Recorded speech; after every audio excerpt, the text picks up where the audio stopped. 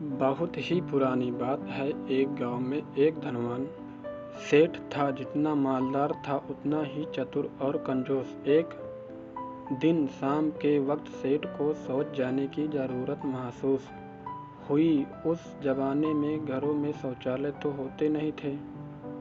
सो सेठ ने पानी से भरा लोटा लिया और चल दिया खेत की ओर। रास्ते में कुछ दूरी पर एक पेड़ के नीचे दो चोर खड़े नजर आए। चोरों ने सोचा कि चलो इस सेठ का लोटा छीन लेते हैं। जैसे ही चोर धीरे धीरे सेठ की ओर बढ़े, वह चोरों के मंसूबे को ताड़ गया और तुरंत पानी फेंककर लोटे की ओर देखता हुआ बोला, अरे आज यह कमबख्त फूटा हुआ टीन का लोटा कैसे आ गया? मैं तो हमेशा चांदी का लोटा लाया करता हूँ। अभी वापस जाकर चांदी वाला लोटा लेकर आना पड़ेगा, वरना मेरा तो पेट कभी साफ ही नहीं हो पाएगा।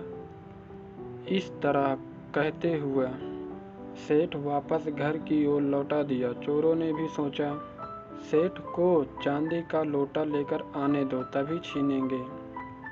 लेकिन सेठ एक बार जो घर की ओर गया तो फिर नहीं लौटा। चोर समझ गए कि सेठ चालाकी से निकल गया, लेकिन उन्होंने भी ठान लिया कि आज तो इस सेठ को लूटकर ही रहेंगे। वे चुपचाप जाकर सेठ के घर के दरवाजे के बाहर छिपकर खड़े हो गए। सेठ ने यह देखने के लिए कि बाहर चोर तो नहीं है, जरा सा दरवाजा खोलकर बाहर झांका तो पहले से तैयार खड़े चोरों ने उनकी मूंछ पकड़ ली। सेठ ने तत्काल सेठानी को आवाज लगाई, अरे ओ सुशीला की माँ, जल्दी से 100 रुपए लाना। चोर जी ने मूंछ पकड़ ली है तो वे 100 रुपए लेकर ही छोड़ देंगे। अगर कहीं नाक पकड़ ली तो फिर 200 से कम में नहीं छोड़ेंगे। चोर ने सोचा ही मूंछ पकड़ने की अपेक्षा नाक पकड़ना फायदे का सौदा है। उन्होंने तुरंत मूंछ छोड़कर नाक पकड़नी चाहिए, लेकिन इससे पहले ही सेठ ने बड़ी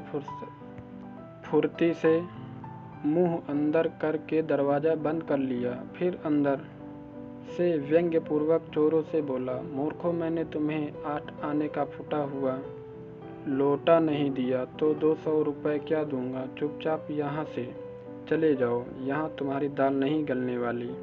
बेचारे वे चोरों ने अपना ही सिर पीटते हुए अपने घर को चले गए।